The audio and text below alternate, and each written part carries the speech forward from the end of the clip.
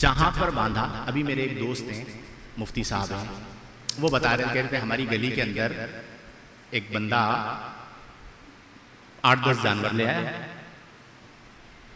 جانور لا کے اس نے ٹینٹ لگایا گلی کے اندر, اور ٹینٹ لگا کر دونوں طرف سے راستے بند کر دیے.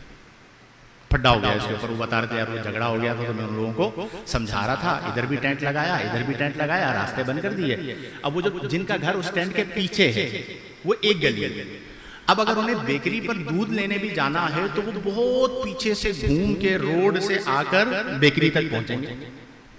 اب وہ بندہ آیا, اس نے کہا بھائی ٹھیک ہے آپ جانور لے آئے ہو, لیکن آپ کم از کم اوپر والا سائبان رکھو, یہ والا ٹینٹ تو کھول دو, ہم لوگ گزر تو سکے.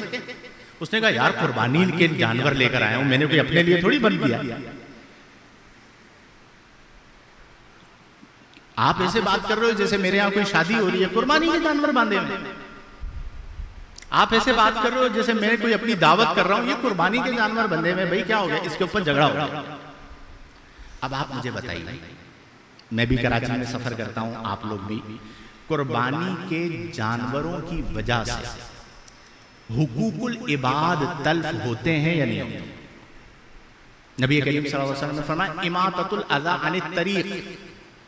اسلام کے درجات ہیں, ان میں سب سے ادنا درجہ کیا ہے؟ فرمایا اماطۃ الاذی عن الطریق, راستے میں کوئی تکلیف دہ چیز ہو تو اسے ہٹا دو تاکہ لوگوں کے لیے آسانی ہو.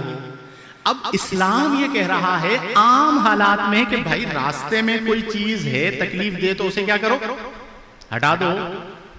علاقے کے بدماش مزاج آدمی نے 4 جانور لا کر باندھ دیا. اب اس سے بات کون کرے؟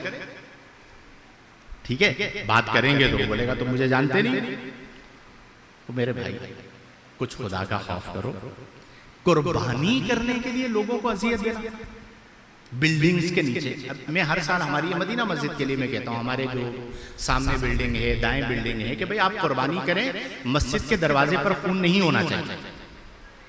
آپ نے 10 لاکھ روپے 20 لاکھ روپے قربانی پر لگا دیے, آپ وہ چونا خرید کر لے آئیے, کتنے لگیں گے؟ 2000 روپے لگیں گے, 4000 5000 لگیں گے. آپ صفائی کا اہتمام کر لیں. قربانی کے بعد ہمارے علاقوں کا حال آپ نے دیکھا ہوگا کس انداز کے اندر. وجہ کیا ہے کہ ہم نے ترجیحات کو بدل دیا. ایک طرف قربانی کر رہے ہیں, دوسری طرف لوگوں کی زندگی کو عذاب بنایا, راستے بند کیے ہیں, لوگوں کو تکلیف دے رہے ہیں. یہ ہمارا دین نہیں ہے. ہم یہاں پر پھر میں یہی کہوں گا کہ یہ قربانی کو آپ نے خواہش نفس بنا لیا, میلہ بنا لیا ہے آپ نے, نام کی آپ قربانی کر رہے ہیں, اور مقصود اس کے اندر جو ہے وہ رضا نظر نہیں آ رہی ہے, جو ظاہری علامات ہیں اس کے طور پر میں کہہ رہا ہوں. تو پھر اللہ کی بارگاہ میں ایسے عمل کا اجر نہیں ہے, اسی عمل کا اجر ہے جو اخلاص کے ساتھ